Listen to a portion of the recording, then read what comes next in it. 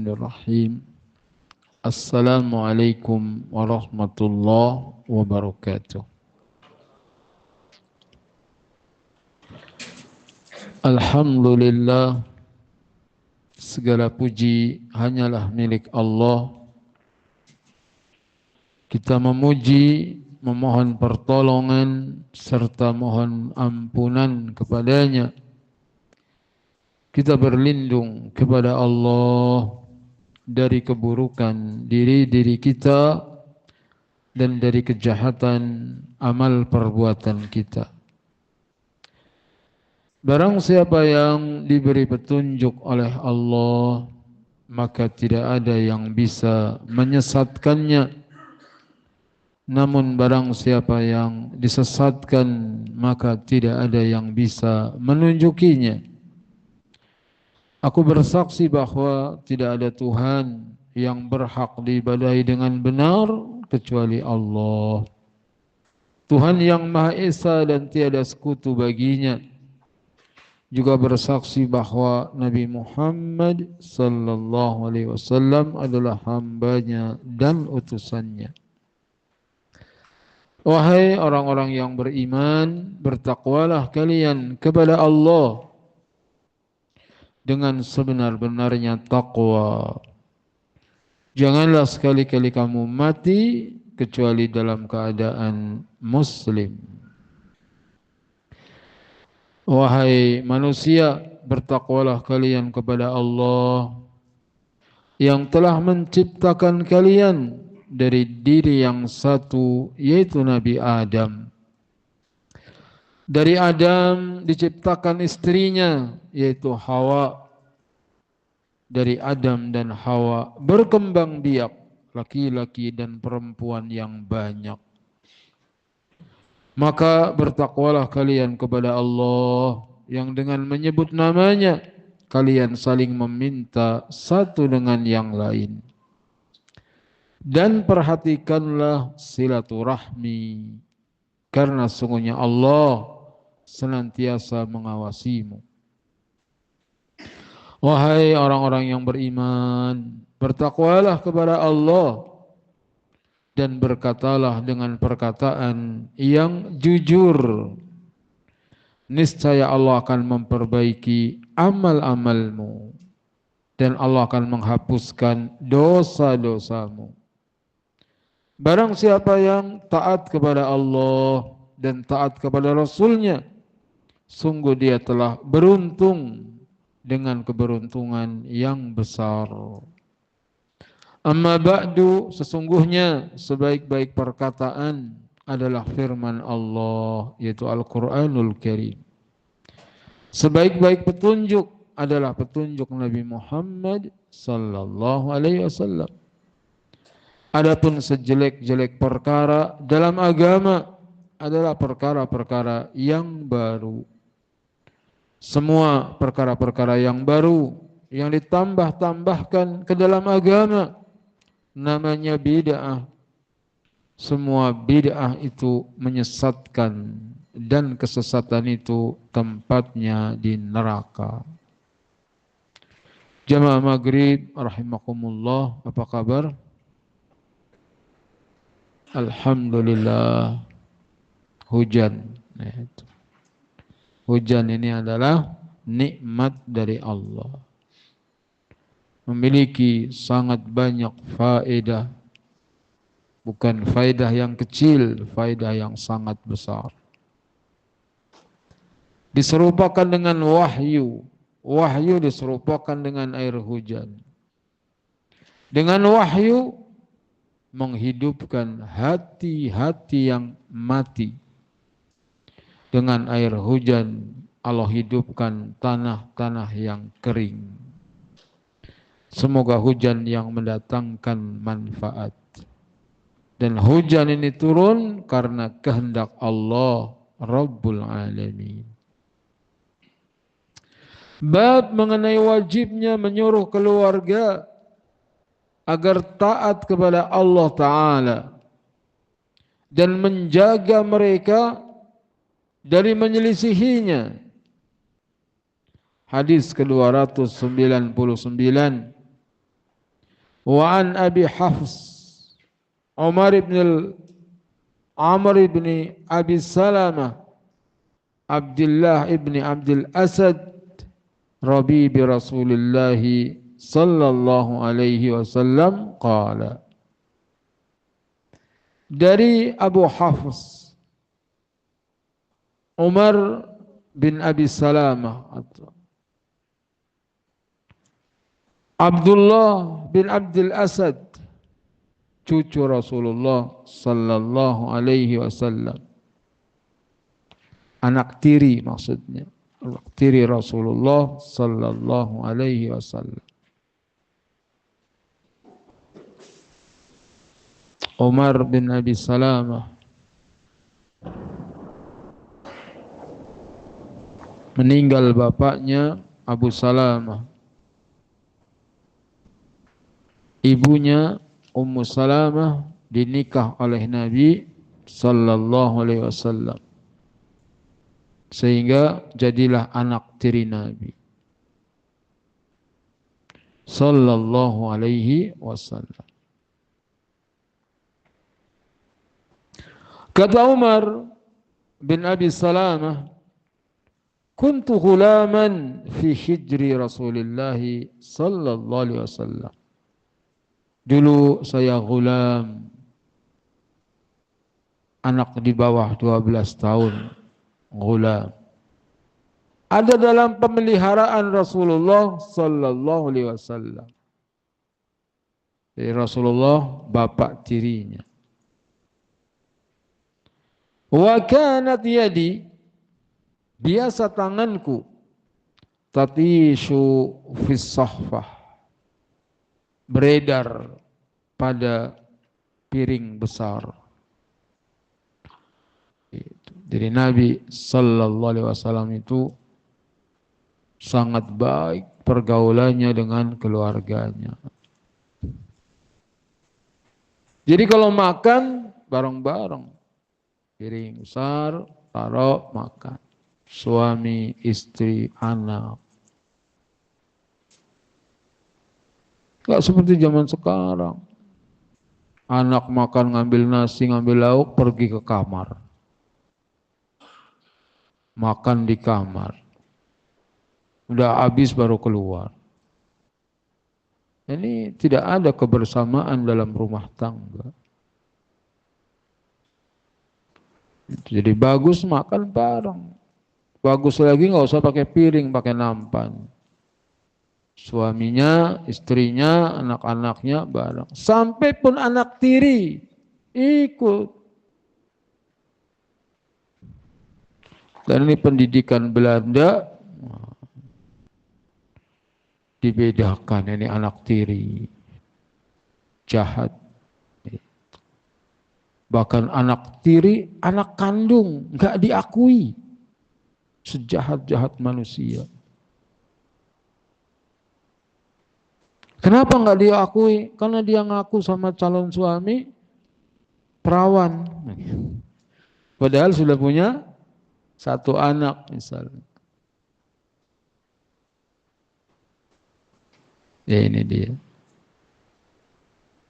Membangun rumah tangga di atas kebohongan. Ngaku perawan padahal punya anak. Kata itu siapa? Oh itu adik. Padahal anaknya dibilang adik. Rasulullah SAW bergaul dengan baik dengan keluarganya. Duduk makan bareng-bareng. Itu. Kalau kita enggak, awas nanti bapak dulu. Itu. Orang tua dulu. Anak-anak belakangan. Bapaknya makan enak, anak yang liatin dari jauh. Zolim. Itu. Enggak baik maksudnya. Harus ada kedekatan antara orang tua dan anak. Enggak boleh dipisahkan. Apakah bapak tiri, apakah anak tiri. Itu masih kecil, hidup bersama. Allahumma inna nas'aluka ilman nafi'a wa rizqan thayyiba wa amalan mutaqabbala.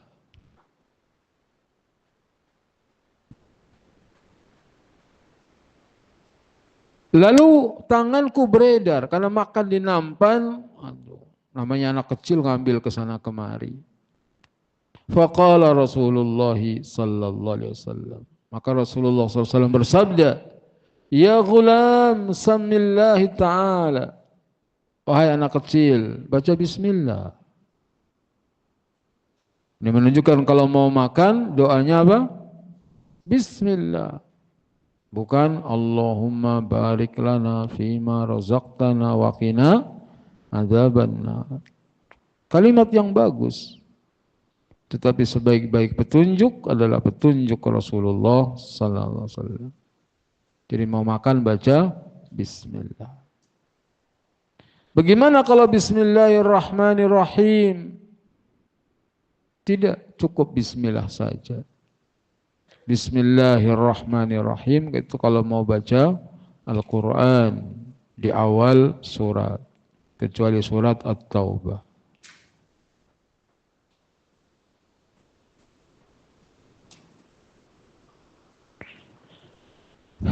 Ya ghulam samillahi ta'ala. Wahai anak muda, baca bismillah. Wa qul biyaminik. Pelajaran kedua. Makan dengan tangan kananmu. Jadi kalau makan, tangan kanan. Jangan dua-duanya. Tangan kanan mendoan tempe. Tangan kiri cabai. Makan dua-duanya. Kanan sendok, kiri garpu. Nggak apa-apa pakai garpu untuk memotong makanan. Tapi bukan untuk menyuap ke mulut.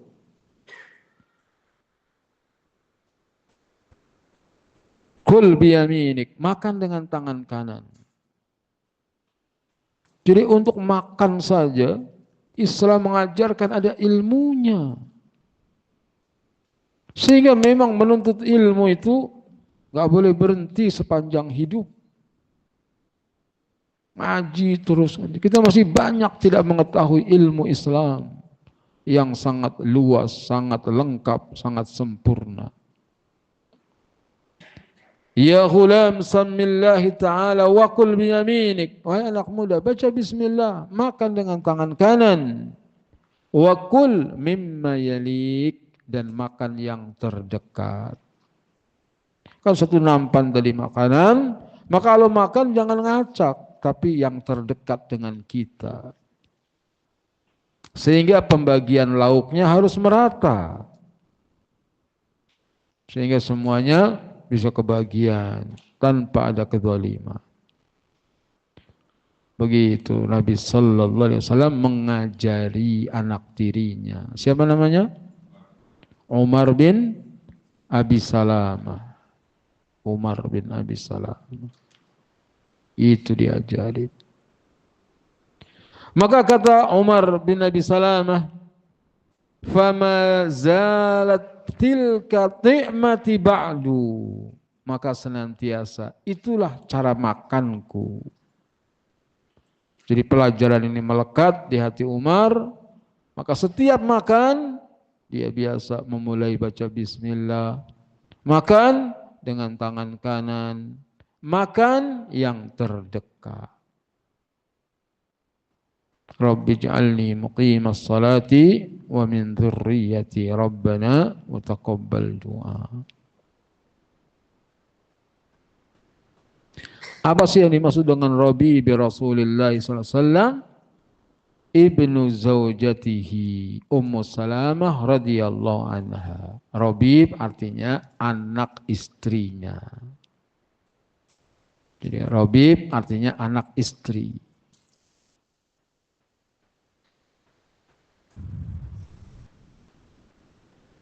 Fiqhul hadis, fikih hadisnya. Wujubu tarbiyatul auladi ala adabil Islam fil akli wasyurbi wan naum. Wajib mendidik anak-anak dengan pendidikan Islam, dengan adab-adab Islam, seperti adab-adab makan, Tadi makan pertama baca bismillah. Yang kedua dengan tangan kanan. Yang ketiga makan yang terdekat. Ini baru 3 dalam hadis ini. Kalau berjamaah dipersilahkan orang tua lebih dahulu. Kemudian makan sambil duduk, nggak boleh berdiri. Kemudian cuci tangan sebelumnya, mau makan cuci tangan. Begitu juga setelahnya. Membaca alhamdulillahilladzi at'amani hadza wa razaqanihi min khairi haulin minni wala quwwah. Banyak. Makan saja ada ilmunya. Maka jangan merasa kita udah tahu Islam. Islam itu sangat luas. Min adabit ta'am fil Islam, di antara adab-adab makan dalam Islam tasmiyatullah, menyebut nama Allah, al-aqlu bil yamin, makan dengan tangan kanan, ayakula min jihati, makan dari arahnya, wala ya'khudhu ta'am min jihatin ma ya'kulu minhu, enggak boleh makan di arah yang orang lagi makan. Yang diadep sama orang lain jangan. Misalnya kita ada ayam depan kita udah lagi ngincer ayam, diambil sama temennya, kecewa. Istihbabu istijabatu sahabah li taujihin Nabi sallallahu alaihi wasallam wa thabatuhum ala hadih. Di sini menunjukkan para sahabat mereka memenuhi bimbingan Nabi sallallahu alaihi wasallam dan mereka tetap di atasnya, yakni istiqamah. Diajarin oleh Nabi begitu. Jadi kita ini harus jadi orang yang istiqamah. Jangan ngaku manhaj sahabat, manhaj salaf, tapi enggak istiqamah. Jangan. Diajarin jenggot itu wajib dipanjangkan. Sudah panjangkan. Jangan kadang panjang, kadang cukur, kadang panjang. Ini namanya tidak istiqamah. Dilarang isbal. Potong celana di atas mata kaki. Jangan kalau ke masjid, celananya di atas mata kaki. Kalau mau kondangan, enggak. Ini namanya tidak istiqamah. Nah, yang lihat-lihat situasi lah katanya. Gak boleh seorang muslim ngikutin sunnah Nabi, ajaran Nabi, pertahankan. Walaupun tadi makan dengan tangan kanan. Walaupun tadi cuma makan baca bismillah. Tapi dijadikan itu sebagai kebiasaan sepanjang hidupnya. Dan memang istiqomah itu tidak mudah. Sehingga sampai membuat perubahan Nabi Muhammad sallallahu alaihi wasallam. Katanya, syayabatni Hud.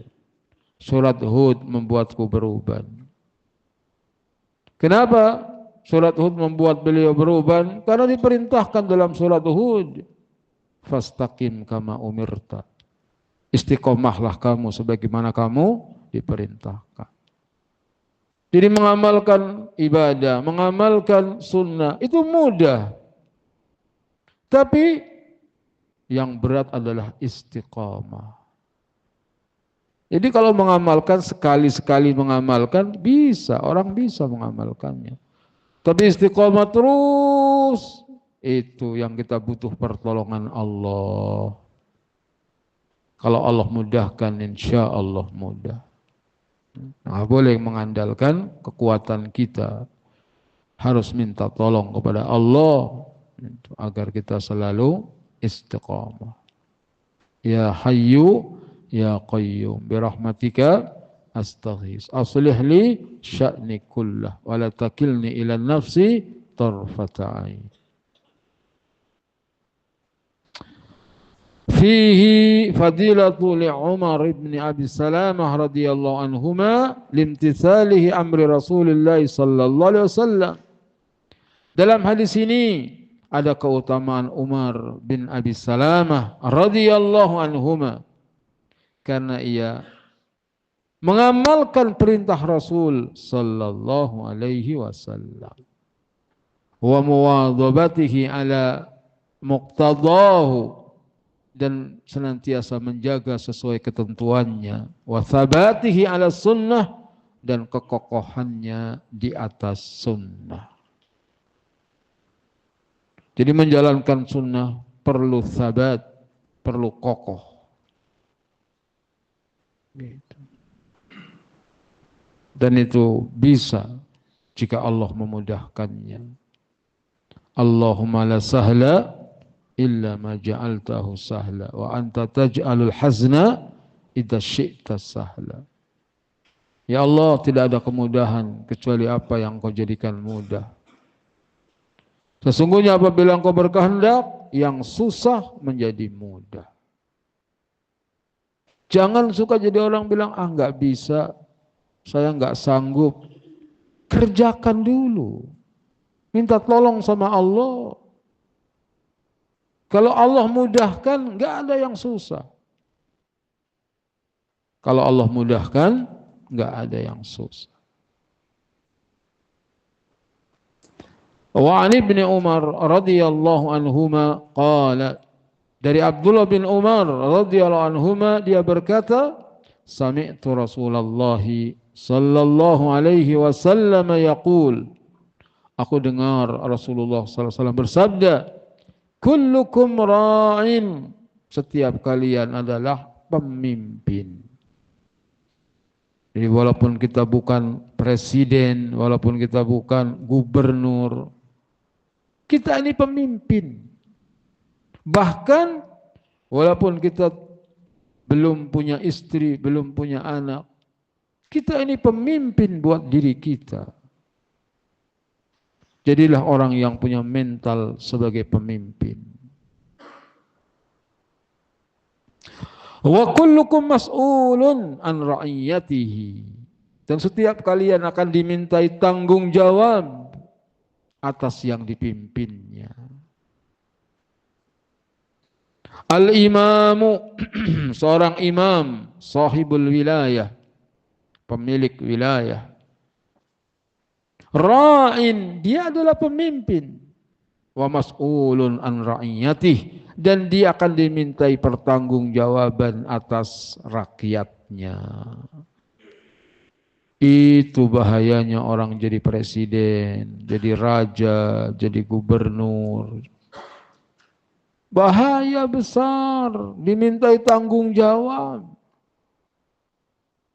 atas rakyatnya. Nas dari hadis Nabi sallallahu alaihi wasallam. Sehingga dalam hadis yang lain dikatakan, innakum satahrisuna ilal imarah fa innahu nadamatan yaumal qiyamah. Sesungguhnya kalian rakus ambisi untuk jadi pemimpin, padahal nanti akan jadi penyesalan di hari kiamat.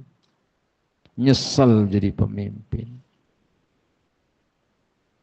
Itu pemimpin yang ingin jadi pemimpin. Bagaimana kalau pemimpin ingin jadi orang kaya, ingin punya banyak proyek, ingin punya banyak korupsian, lebih menakutkan lagi. Jadi ada riwayat yang menakjubkan.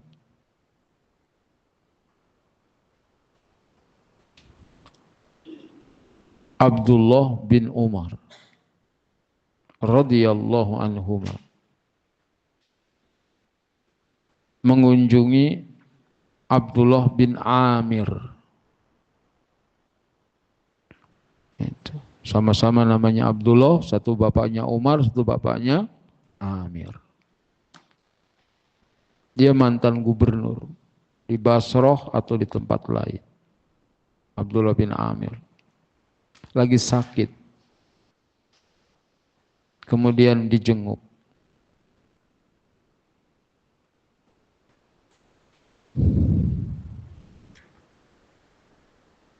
orang yang bersama Abdullah bin Umar mendoakan Abdullah bin Amir, mengatakan kata-kata yang bagus, nasihat. Abdullah bin Umar diam, nggak ngomong apa-apa. Akhirnya Abdullah bin Amir menegurnya, ya Aba Abdurrahman, kenapa engkau tidak mendoakanku? Kenapa engkau tidak mengatakan kata-kata yang menghiburku? Kata Abdullah bin Umar, karena aku mendengar Nabi sallallahu alaihi wasallam bersabda, la salata bi ghairi tahurin wala sadaqata min ghululin. Tidak sah salat tanpa berwudu dan tidak diterima sedekah dari hasil gulul, korupsi, mengambil rampasan perang sebelum dibagi.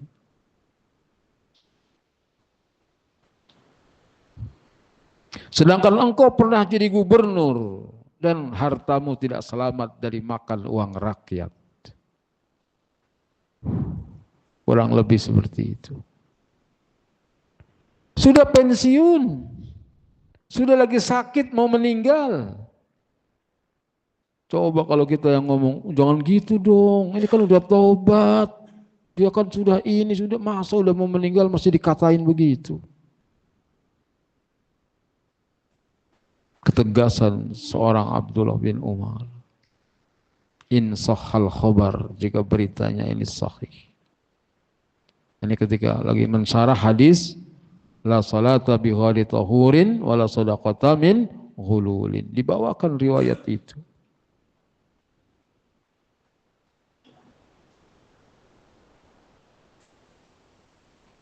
Benar, benar. Sekalian rakus pengen jadi pemimpin. Padahal itu nanti penyesalan di hari kiamat. Hati-hati. Kalau mau jadi pemimpin yang jujur. Tanya bendahara, uang masuk ada berapa? Ini uang dari mana? Kemana alokasinya? Jangan yang penting saldo banyak, udah main pakai aja. Bahaya nanti. Imam adalah pemimpin, dia akan dimintai tanggung jawab atas yang dipimpinnya. Warrajulu, dan seorang lelaki, ra'in fi ahlihi, dia pemimpin pada keluarganya. Wa mas'ulun an ra'iyati, dan dia akan dimintai tanggung jawab atas rakyatnya. Pemimpin rumah tangga rakyatnya, istrinya, anaknya. Maka wajib sebagai orang tua untuk menyuruh anak-anaknya mengerjakan kewajiban, mencegah anak-anaknya dari kemungkaran, terutama istrinya, ingatkan, nasihati. Karena itu tanggung jawab suami. Sehingga seorang suami, hendaknya dia katakan sama istrinya, begitu selesai menikah, kewajibanmu taat kepadaku, bukan taat kepada ibumu, bukan taat kepada bapakmu. Karena kewajiban seorang istri taat kepada siapa? Suami. Surga dan nerakamu itu ada pada suamimu. Fanduri anti aina minhu fa innahu jannatuki aw naruki, kata Nabi. Perhatikan bagaimana posisimu di hadapan suamimu. Karena suamimu adalah surga dan neraka bagimu. Dan suami pemimpin, dia harus mendidik istri dan anak-anaknya. Wal mar'atu, bahkan seorang wanita, seorang istri, ra'iyatun fi baiti zawjiha, dia adalah pemimpin di rumah suaminya. Wa mas'ulatun an ra'iyatiha, dan dia akan dimintai tanggung jawab atas yang dipimpinnya. Ini seorang istri, pemimpin bagi anak-anaknya dan harta suaminya. Wal khadimu, dan pembantu, ra'in fi mali sayyidihi, dia adalah pemimpin bagi harta tuannya. Tanggung jawab, misalnya ada kuda, ada kambing, ada sapi. Diurus dengan baik. Tanggung jawab.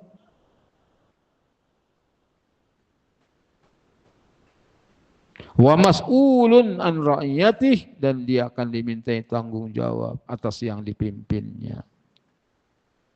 Wa kullukum ra'in, setiap kalian pemimpin, wa mas'ulun an ra'iyatih, muttafaqun alaih.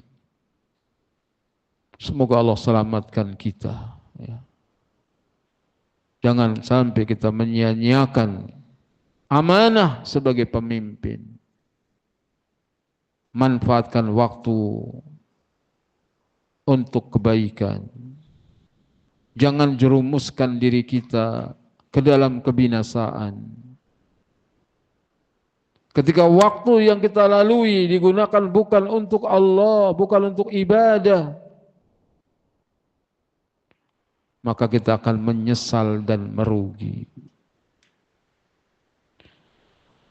Wa ma khalaqtul jinna wal insa illa liya'budun. Tidaklah aku ciptakan jin dan manusia kecuali untuk beribadah kepadaku.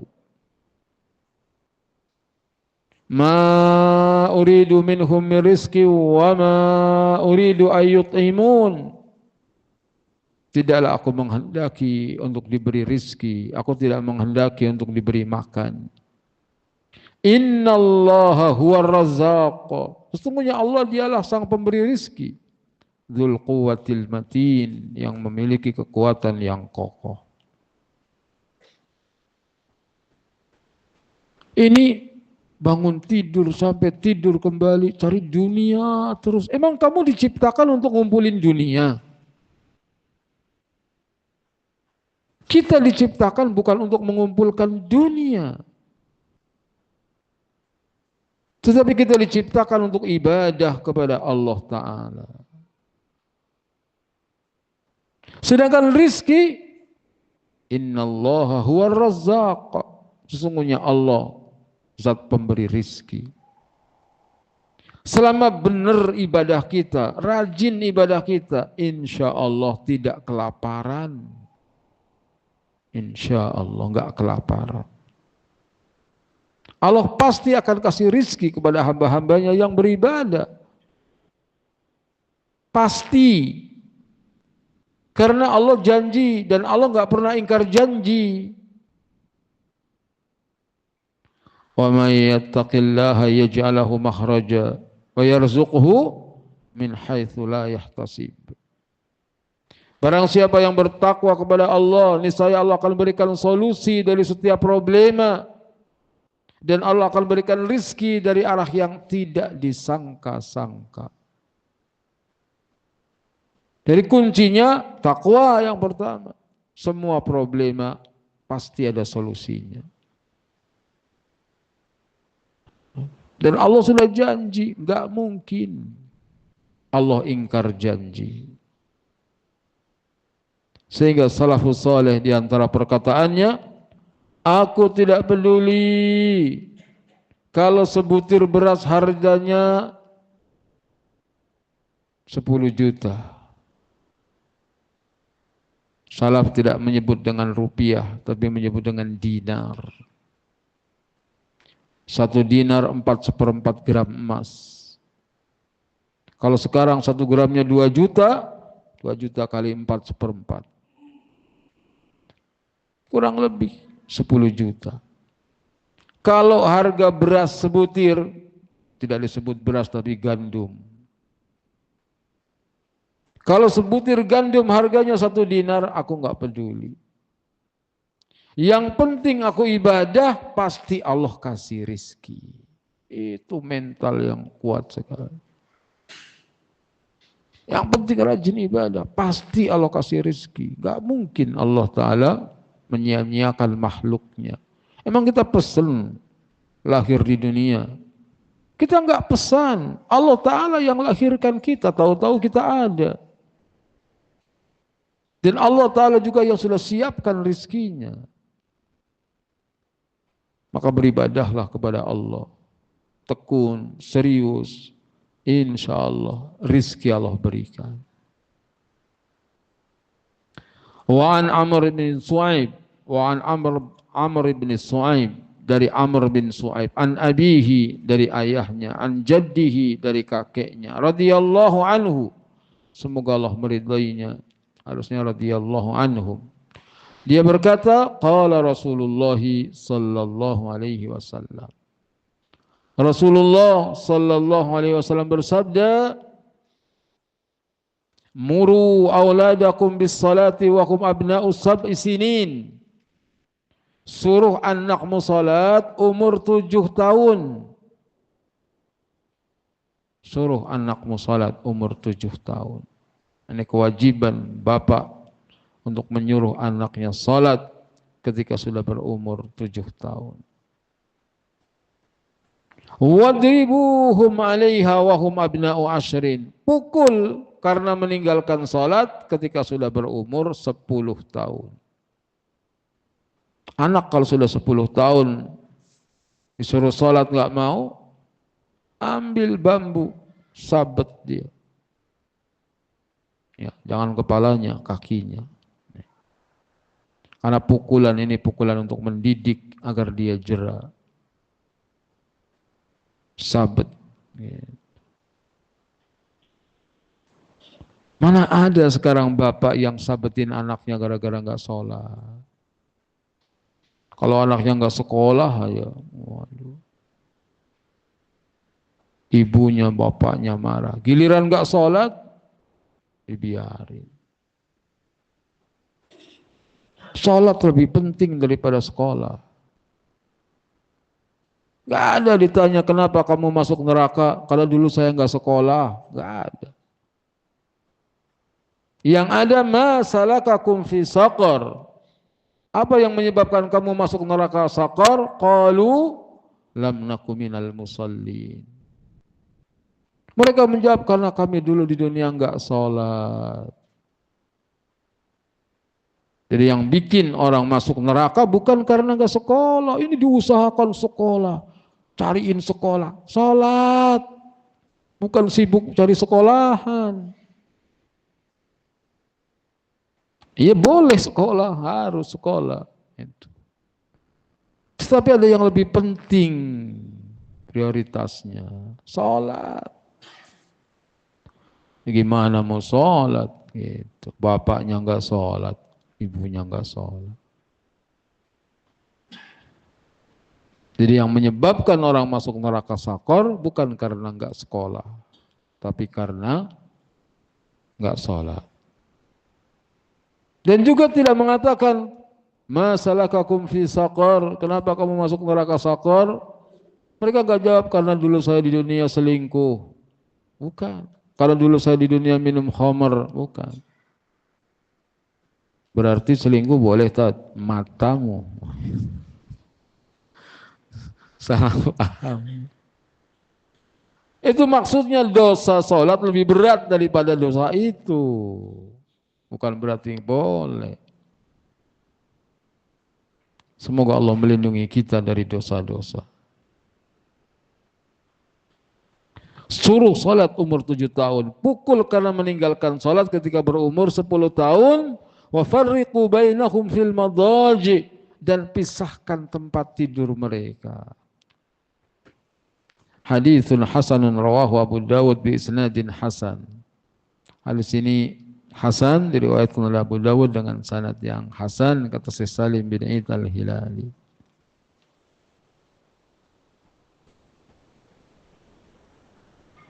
Ya, adzan. Alhamdulillah wassalatu wassalamu ala Rasulillah. Asyhadu an la ilaha illallah wahdahu la syarika lah wa asyhadu anna Muhammadan abduhu wa rasuluhu amma ba'du. Hadis yang mulia ini memberikan faedah awwalu ma yu'allimu tiflu ba'da tauhid minal umuril amaliyati fil islami huwa shalah. Pengajaran pertama kepada anak-anak setelah diajarkan tauhid dari perkara-perkara amaliyah dalam Islam, yaitu salat.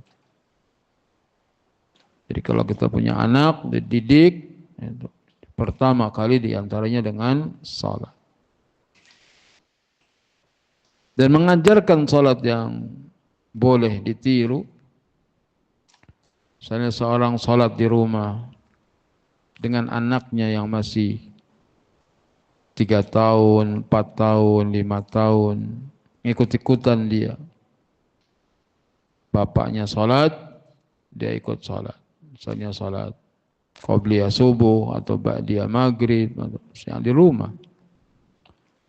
Atau mungkin salat duha. Coba kalau laki-laki salat 5 waktu di masjid. Ketika dia salat di rumah, dia baca jahar dengan keras. Itu. Jadi bapaknya salat, anaknya ngikutin dengan suara keras baca. Terus tiap hari seperti itu. Salat 2 rakaat. Maka anaknya akan mengikutinya, menirukannya. Dan itu salat dalam rangka mengajar pernah Nabi lakukan. Sampai Nabi salat naik mimbar.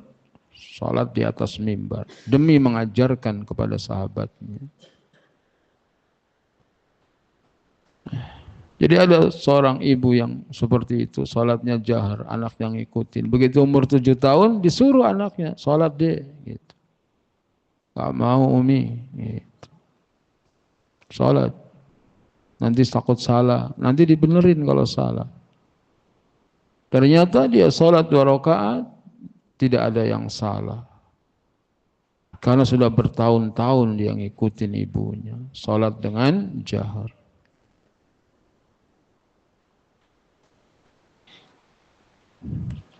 Pelajaran yang kedua, yanbaghi 'alal aba ta'widil abna'i 'ala salati wa ta'limihim ahkamuha wa adabuha kama naqala al-Baghawi fi Syarh Sunnah. Hendaknya para ayah membekali anak, mengajarkan salat kepada mereka, hukum-hukumnya, adab-adabnya, bagaimana yang dinukil oleh Imam Al-Baghawi dalam Syarh Sunnah.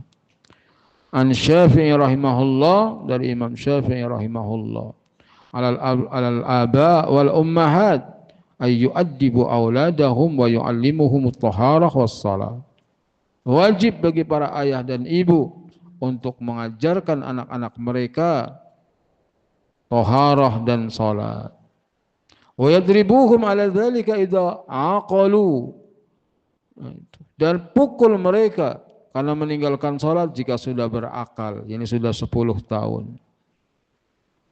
Faman ikhtalama aw hadha aw istakmala 15 sanah lazimahul fardu. Apabila anak itu laki-laki sudah bermimpi basah atau perempuan sudah haid atau sudah genap 15 tahun, maka ketetapan wajib telah ada padanya. Jadi wajib yang bukan lagi sifatnya anjuran ketika anak sudah haid perempuan, laki-laki sudah baligh.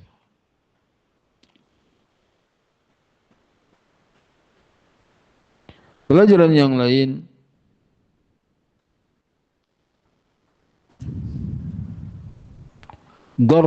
ad-darbu wasilatut tarbiyah. Memukul adalah di antara cara mendidik. Wa bi khassa idza tarattaba alaihi manfaatun aw daf'un mafsadah. Khususnya apabila dengan dipukul mendatangkan manfaat dan menolak keburukan. Ta'ti ba'dal wa'di wal irsyad, dan pukulan ini dilakukan setelah memberikan nasihat dan bimbingan. Jadi bukan serta-merta anak langsung dipukul. Itu. Dan ini kesalahan orang tua. Anak di bawah 10 tahun udah dipukul. Nggak boleh. Anak melanggar salah di bawah 10 tahun nggak boleh dipukul. Enggak dipukul, cuma cubit doang, sama sakit juga. Jadi Islam mengajarkan pukul itu kalau sudah berapa? 10 tahun. Di bawah 10 tahun itu dibimbing, diajari. Bukan gregetan ibunya, dicubit anaknya. Begitu anaknya lagi tidur, pahanya biru, nangis, dia sedih, menyesal.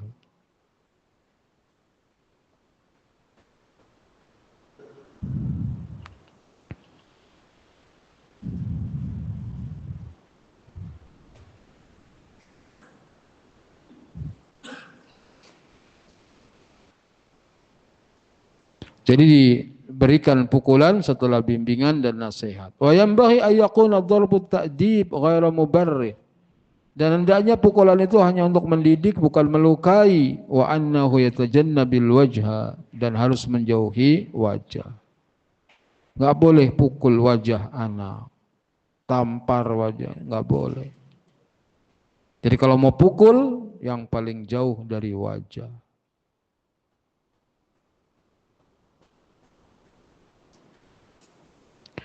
Pelajaran yang lain, alal aba siyanatul auladihim mimma qad yuthirul fitnah fi nufusihim walidzalika yanbaghi ay yafsila ba'dhum ala ba'din fil madaji. Seorang ayah hendaknya menjaga anak-anak mereka dari apa-apa yang bisa menimbulkan fitnah pada jiwa mereka. Oleh karenanya hendaknya mereka dipisahkan sebagian atau sebagian yang lain di tempat tidurnya. Jadi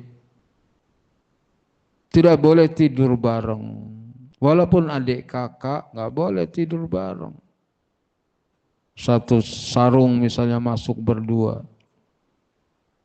Adik kakak nggak boleh. Apakah laki-laki dengan laki-laki, apakah laki-laki apalagi dengan perempuan, tidak boleh. Jadi sebaiknya punya tempat tidur sendiri-sendiri. Yang ideal satu anak satu kamar, itu idealnya. Kalau belum bisa punya banyak kamar, minimal satu anak satu tempat tidur, itu satu kasur. Gitu. Kalau kasurnya bareng-bareng, minimal satu anak, satu selimut. Sehingga tidak bersamaan. Gitu. Jadi agar dijaga dari fitnah. Boleh walaupun ada kakak tidur bersama. Apalagi laki perempuan bareng sekamar. Ini fitnah. Akan terjadi fitnah. Apa yang dilarang oleh Nabi tentu berbahaya kalau kita mengerjakannya.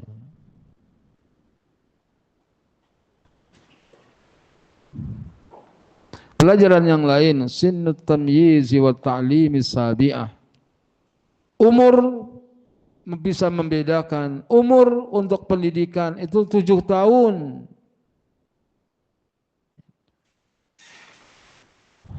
Wa sinnul murahaqatil mubakirah yabda'u minal ashir. Minal ashirah. Dan umur al-murahaqah jadi dimulai dari umur 10 tahun. Makanya sekolah-sekolah SD itu tidak menerima murid kalau umurnya belum 7 tahun. Sebab kalau anak belum 7 tahun, pinter anaknya. Pinter. Tapi belum umur disekolahkan. Itu biasanya nanti gedenya ada kelainan-kelainan. Karena menyelisih petunjuk Nabi. Jadi kalau belum 7 tahun, walaupun pinter, itu harus tunggu dulu nanti. TK dulu aja biar main-main aja dulu. Ketika dia ada tanggung jawab yang enggak sanggup dia menjalankannya, maka perhatikan. Itu. Karena anaknya pinter, udah dimasukin SD aja langsung. Padahal umurnya belum sampai. Mungkin dia pinter, naik terus. Tapi begitu terjun di tengah masyarakat, nggak bisa. tidak bisa sukses seperti orang yang mengikuti jejak-jejak yang diajarkan dalam kehidupan. Karena keberhasilan itu bukan sekedar di kelas.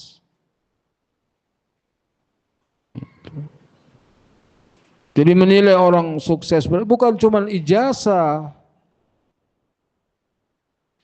Berapa banyak orang yang di kelasnya bintang kelas, nilainya bagus, tetapi terjun di masyarakat, nggak bisa bergaul, nggak bisa usaha, padahal pinter. Wallahu a'lam.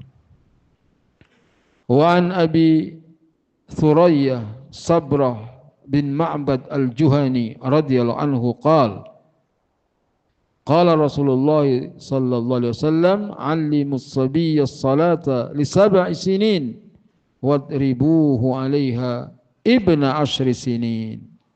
Sama dengan hadis sebelumnya, Rasulullah SAW bersabda, ajarkan anak-anakmu salat ketika berumur 7 tahun dan pukul karena meninggalkan salat ketika berumur 10 tahun. Hadisun hasanun rawahu Abu Dawud wa Tirmidzi wa qala hadisun hasan wa lafdhu Abi Dawud muru sabiyya bis salati idza balagha 7 sinin. Dalam lafaz Abu Dawud, suruh anakmu salat, suruhlah anak-anak salat apabila sudah sampai umur 7 tahun. Rabbi ij'alni muqimas salati wa min dzurriyyati rabbana wa taqabbal du'a. Subhanakallahumma bihamdika asyhadu an la ilaha illa anta astaghfiruka wa atubu ilaik. Assalamualaikum warahmatullahi wabarakatuh.